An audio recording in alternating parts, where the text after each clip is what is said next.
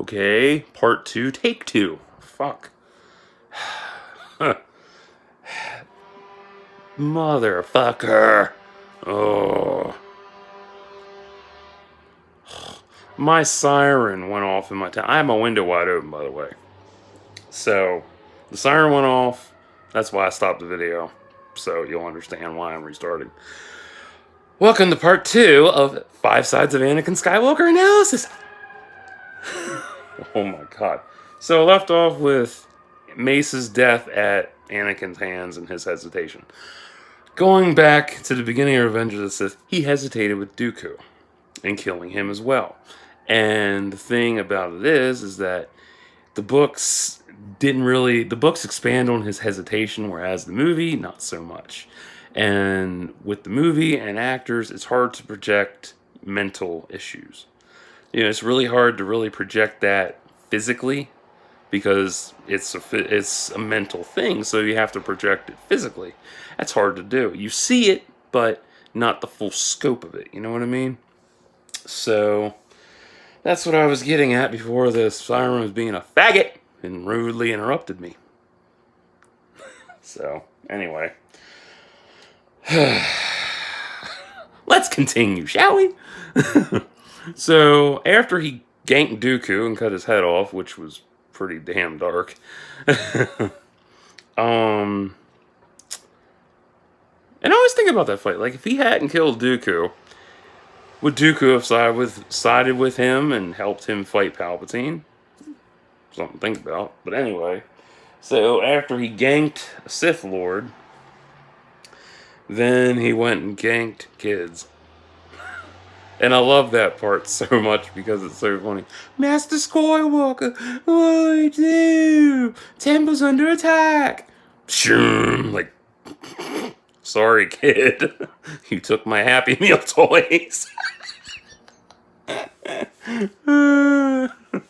And then they had them reunite after so many years. That was cute. I loved it. So yeah, he slaughtered kids. Yeah, he killed kids. He did a lot more in the video game for Revenge of the Sith. Seriously?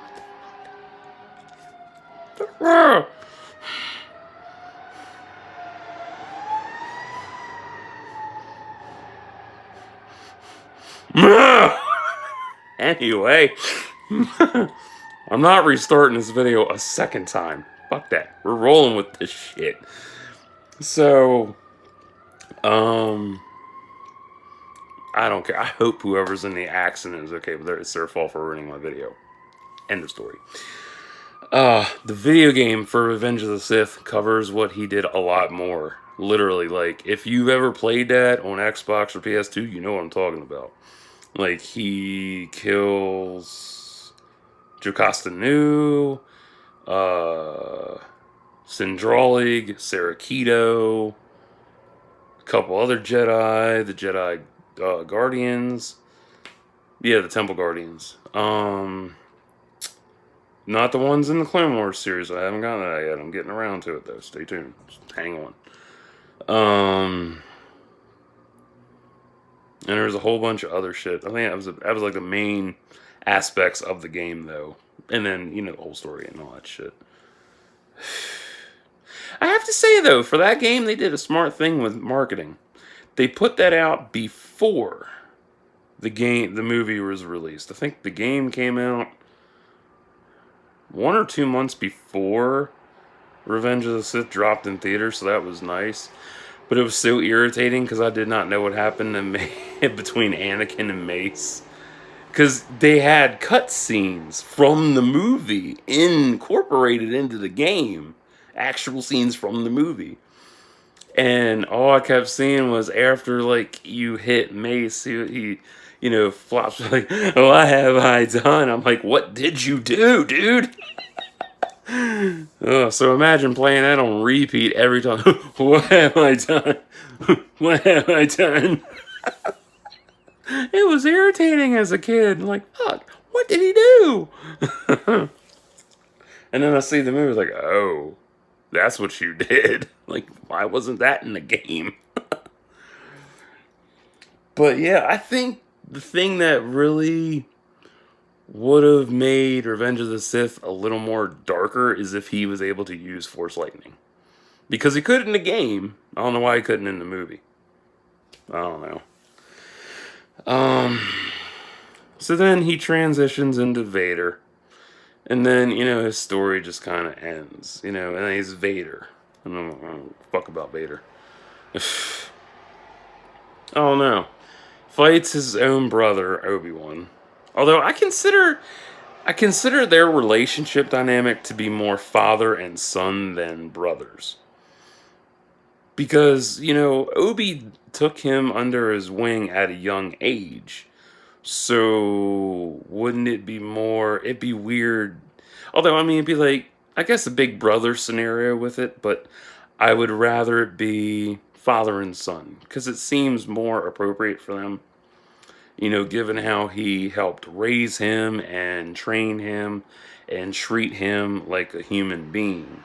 He trained him in the Jedi arts. He trained him to have, manners, civility, all that shit.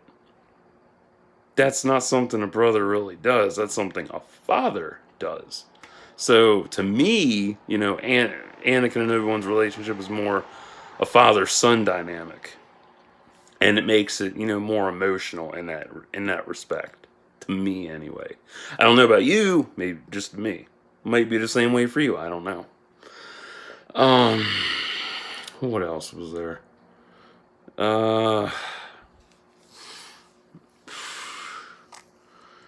think that about covers it for live action, anyway. So now we skip to Clone Wars '08. So we go back in time.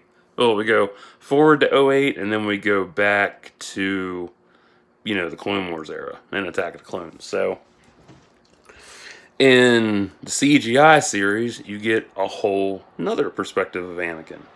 This time, you get more of his mindset. How he was with raising Ahsoka as his Padawan.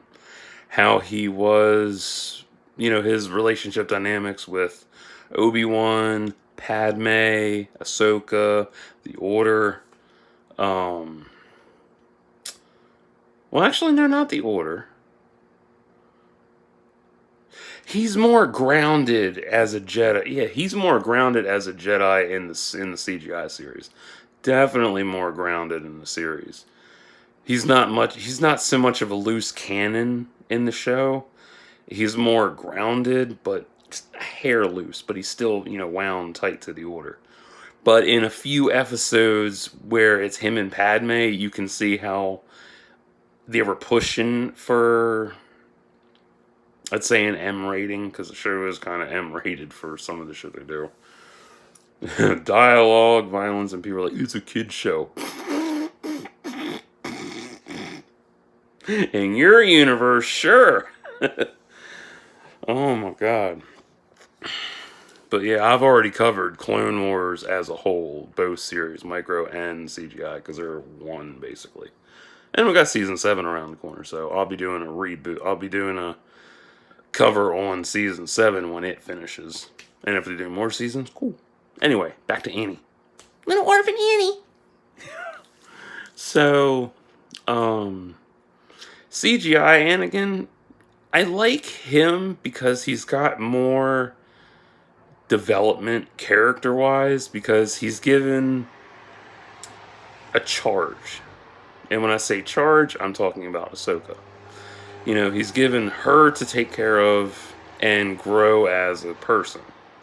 So, it's a mirror of how Obi-Wan and Anakin were in the movies. So, you get that dynamic with Anakin and Ahsoka.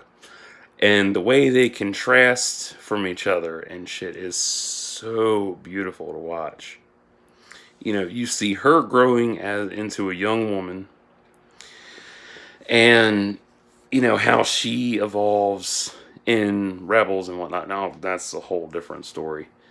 But at the end of Clone Wars, when you see her walk away and how broken, you see how broken both of them are, and it's a heartbreaking moment. I still cry watching that shit. I still cry. It still hurts. Because it's one of those things where he wanted her to stay so bad. And when you factor in everything that's happened with him, he's lost his mother. Uh, he, you look back at it, he lost his mom, he loses his girl, and he doesn't want to lose Ahsoka. So everybody he's latched onto ends up leaving him. And with Ahsoka leaving, it hurts him deep down. And it shows. And you can really feel that emotion too. And you see it more in the show. And my whole thing with CGI and animation is that you can see the emotion more versus live action. Live action just covers it a hair. Animated, 110%. So yeah, I like Anakin's growth in CGI because you get more with him versus him as a kid in Phantom Menace, and then him as a 20s in his 20s in Attack of the Clones and Revenge of the Sith, and the micro series as well. Now the books and the comics, basically one whole fucking thing. The books and comics, yeah, you get Anakin 110%. Emotions on 11, literally. You get his full mindset. You understand where he's coming from. You see how he reacts to different situations. And there's so much to cover. Like I said, I've listened to the books. I don't remember everything, but for the most part, books always cover more than a film will. And that's true. And it sucks that it's like that. Although some movies, granted, do match the book 100%. With Anakin, you get multiple sides. He's a multi-dimensional character, and I love that about him. Although people see him as a linear character, which is, one continuous arc, where me and some others see him in multiple facets. And when you see multiple facets, you get a better understanding of the character. That's why I'm doing this video set, because it's fun. So, which version of Anakin do I like the best? That's tough, because all the versions are different. They're all different. You all get different sides. And you get to really enjoy it as a whole. And if you watch this video and you take what I say to heart, or you just blow it off. If you take it to heart, rewatch everything and apply what I've said. I'm just, it's a simple little ask. Please try to take what I've said and rewatch it and see what you think. If you don't like it, okay, cool. I respect your opinion. It's okay. I understand. Not everybody's going to share the same shit. Opinions are like assholes. We all got one. And they all stink. And yeah, different colored poop comes out of it. Yeah. Some of us wax, and you get the point. Like, ew, he went TMI with that. I don't know about this shit anymore. Speaking of, but you get what I'm saying. Anyway, my favorite version of Anakin is the micro series. Yes, that is my favorite version. I love that one so much because it's a darker, grittier Anakin, and he's more like you get to see his full power, his full potential. And it's just so gritty, and it's gritty. I love it. It's gritty, it's dark, it's compelling. It really paints him in a new light.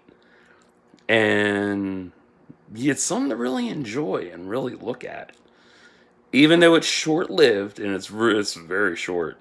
But, it's a 2-hour movie to me. So, I consider it a movie. But, looking at the movie and just his part in it is beautiful. And it's gorgeous. And,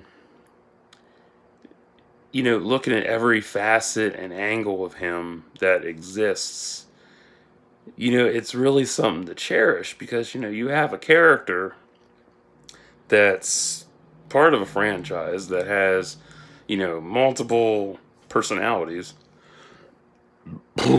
Personas. My bad. Wrong word, wrong title. Personas.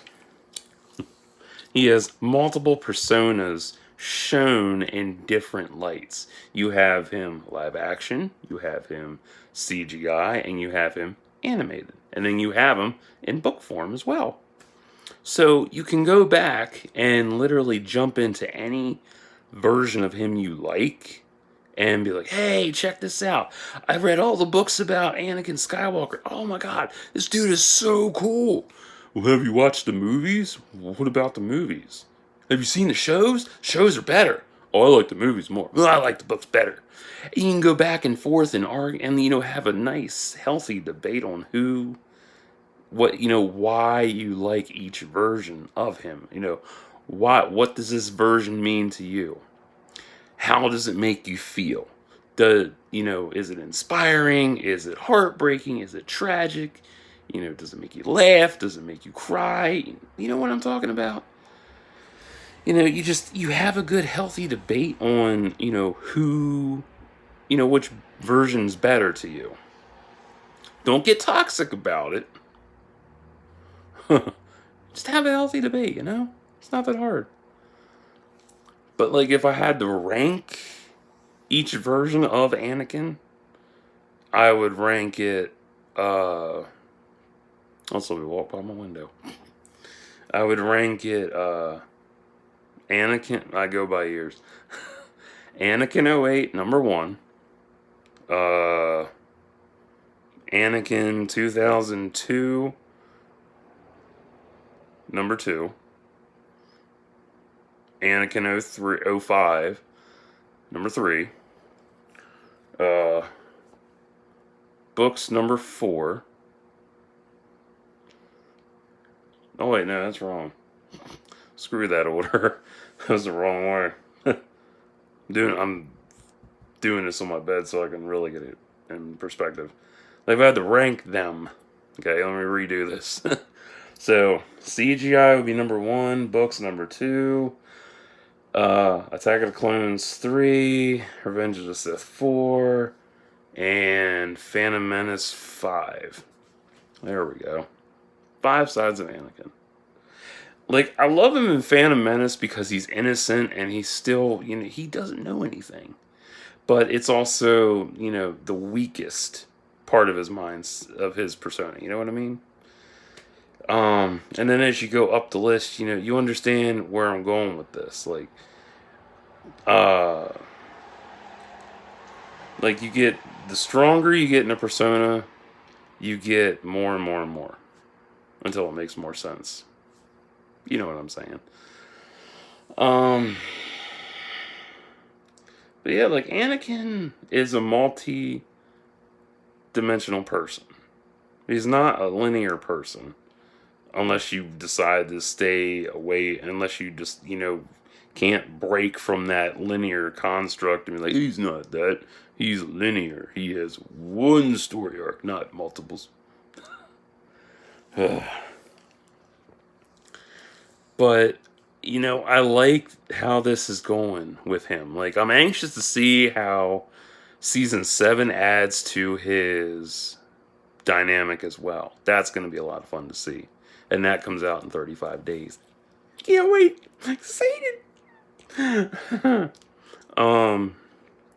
So who knows? Maybe the CGI version of him that I like so much, 08, will probably still be number 1. Who knows? It might even go down.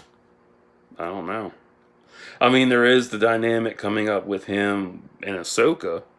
And speaking of Ahsoka, I'm anxious to find out what the hell her troop legion's called.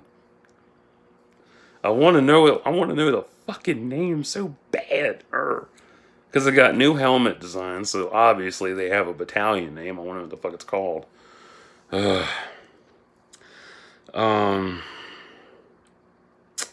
don't know.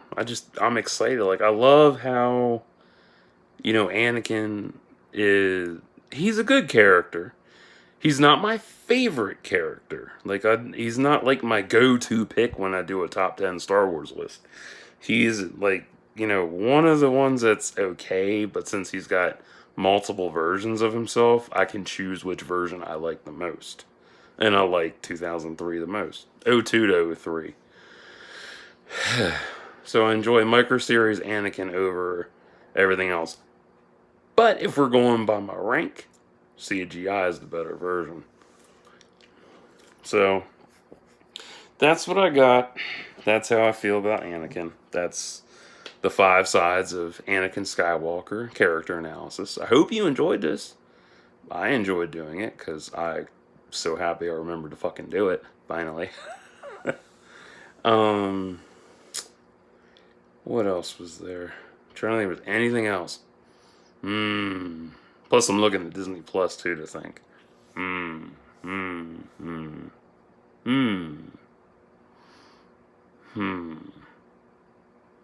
No, I can't think of anything else. I did think of something else. His relation, the thing that makes CGI Anakin better is that he has 2 relationship. No, actually, wait. Yeah, 2 relationship. No, 3 relationship dynamics. Well, actually, 2 new dynamics in the show and 1 existing. The 2 new ones being his relationship with Captain Rex and Ahsoka. His existing being Padme and Obi-Wan, but more on Padme than Obi-Wan. Like, his relationship dynamic with Rex is one of respect and camaraderie. With Ahsoka, it's respect. It's more, or it's like it's earning respect and teacher student. That's what I was thinking. Words fail me sometimes. But yeah, that's why CGI Anakin is better. Like 08 Anakin's the best, or Anakin 08. Like Anakin 08 kicks ass versus all the other versions. Although I know some people don't like Matthew Lanter as the voice of Anakin. I don't know why. That's just, personal preference. Like some people prefer Matt over Hayden and Hayden over Matt. I'm like, it's just it's the same characters, different voices. It's okay. Shit happens. We're allowed to have difference of opinion. It's okay. It's cool. It's all right. So that's what I got. I'm pretty much done with Anakin. And I'm kind of drained because this was a long ass thought process in my head. Is like, so if you enjoyed this, good. If you didn't, I get it. Not everybody likes my opinions. That's okay. It's fine. I don't mind it. Fuck it. But at least you watched it. That counts for something. So, until next time, and I made a new playlist called Character Analysis. This is the first video set in the series. The next one I will be doing will be Maul. Darth Maul. Oh yeah. Another multi-dimensional person. So, be on the lookout for that when I get around to wrapping my head on that shit. I will probably do that one.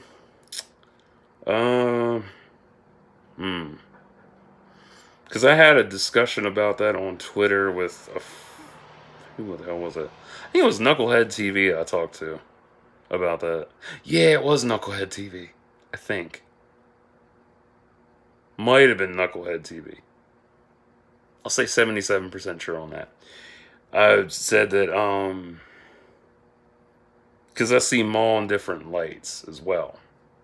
And there's a gap, a major fucking gap, between Clone Wars and Rebels that needs to be addressed with him before I can, do a whole full analysis on his ass. So after season 7 of Clone Wars is over, I will do a video breakdown on Maul. I could do one as he is now, but it wouldn't be worth it because there's too much missing, and I want to know what happens to him in season 7. because there's him meeting Ahsoka too. So woot. So till next time, like and subscribe for thoughts and prayers.